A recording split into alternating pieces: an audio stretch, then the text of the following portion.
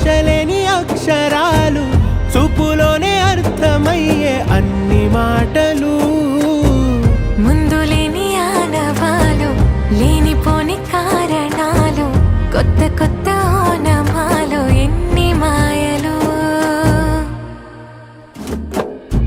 కథలెన్నో చెప్పారు, కవితల్ని రాశారు, కాలాలు దాటారు, యుద్ధాలు చేశారు. ప్రేమలో తప్పు లేదు, ప్రేమలో.